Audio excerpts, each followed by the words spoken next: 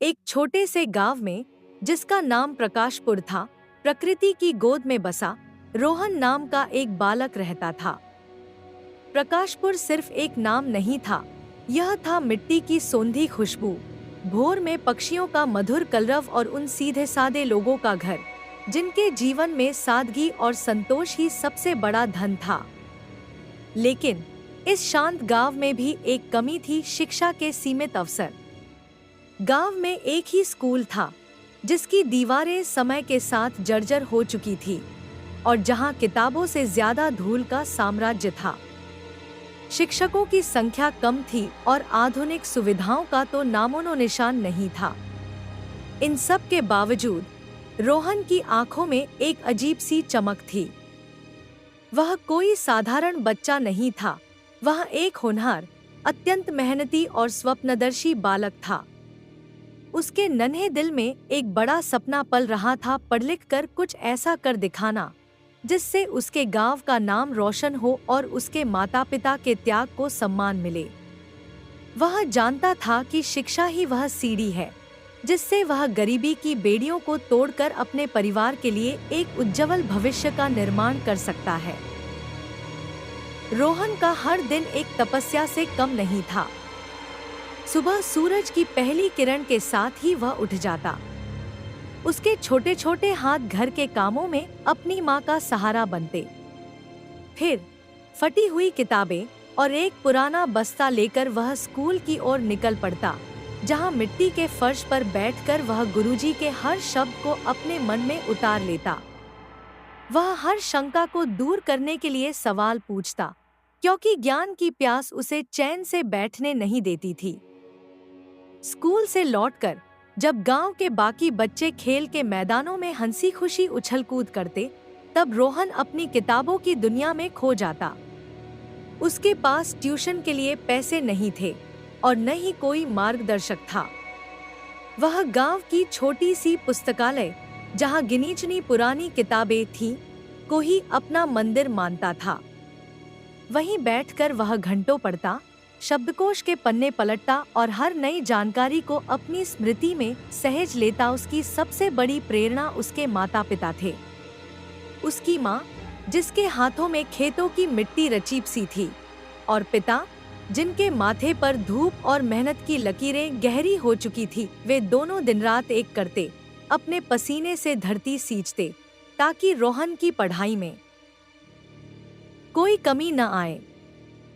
जब रोहन उन्हें थक कर घर आते देखता, उनके हाथों में पड़ी दरारें और चेहरे पर दिखती चिंता को महसूस करता, तो उसके भीतर एक आग सी जल उठती थी, एक आग जो उसे और अधिक मेहनत करने के लिए प्रेरित करती थी। कभी गांव में बिजली चली जाती, तो वह लालटेन की टिमटिमाती रोशनी में देर रात तक पढ़ता। सर्दी की रातों में जब हाथ ठिठुरते, तब भी उसकी कलम नहीं रुकती थी। उसकी आंखों में नींद नहीं, बल्कि सपनों की चमक होती थी। समय का चक्र तेजी से घूमता रहा और रोहन की मेहनत का रंग अब साफ दिखने लगा था। उसने अपनी 5वीं कक्षा की परीक्षा में पूरे जिले में अव्वल स्थान प्राप्त किया और फिर 8वीं में भी उसने अपनी इस परंपरा को कायम रखा। 10वीं की बोर्ड परीक्षा उसके जीवन की सबसे बड़ी अग्नि परीक्षा थी। रोहन ने अपने आप को पूरी तरह पढ़ाई में झोंक दिया। उसने हर विषय को गहराई से समझा, अपनी हर कमजोरी पर काम किया और हर रात अपने लक्ष्य को अपनी आंखों के सामने रखा। परीक्षा का परिणाम आया और गांव में खुशी की लहर दौड़ गई। रोहन ने पूरे राज्य में पहला स्थान प्राप्त किया था। इस खबर से प्रकाशपुर का नाम दूर दूर तक फैल गया। यह केवल एक लड़के की उपलब्धि नहीं थी, यह था एक गांव के संघर्ष, आशा और दृढ़ संकल्प का प्रतीक। इस असाधारण सफलता के कारण रोहन को छात्रवृत्ति मिली, जिसने उसके लिए शहर के सबसे प्रतिष्ठित कॉलेज के दरवाजे खोल दिए। शहर की चकाचौंध में भी रोहन ने अपनी विनम्रता और अपनी जड़ों को नहीं भूला। उसने अपनी पढ़ाई में उत्कृष्टता बनाए रखी और इंजीनियरिंग की डिग्री पूरी करने के बाद एक बहुत बड़ी मल्टीनेशनल कंपनी में एक उच्च पद पर नौकरी प्राप्त की। लेकिन रोहन का दिल आज भी प्रकाशपुर के लिए धड़कता था। उसे याद था वह टूटा हुआ स्कूल, वे किताबें जो उसे मुश्किल से मिलती थी।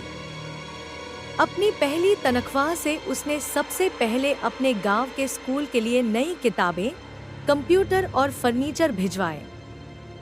उसने एक छोटा सा पुस्तकालय भी बनवाया ताकि गांव के हर बच्चे को ज्ञान की रोशनी मिल सके।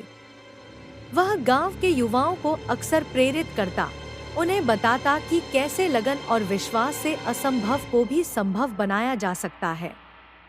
रोहन ने केवल अपना जीवन नहीं बदला था, बल्कि उसने प्रकाशपुर के कई और बच्चों के लिए भी सपनों के पंख दिए थे। रोहन की कहानी सिर्फ एक होनहार छात्र की गाथा नहीं है, यह एक प्रेरणादायक दास्तान है। यह बताती है कि कैसे एक छोटे से गांव का एक साधारण लड़का अपनी असाधारण लगन, अटूट विश्वास और परिवार के प्रति असीम प्रेम के दम पर न केवल अपने सपनों को पूरा कर सकता है, बल्कि अपने पूरे समुदाय के लिए आशा का प्रतीक बन सकता है। उसकी यात्रा हमें सिखाती है कि सच्ची सफलता केवल डिग्री और धन में नहीं, बल्कि अपने संस्कारों को निभाने और अपने जड़ों से जुड़े रहने में है। Please like, share and subscribe.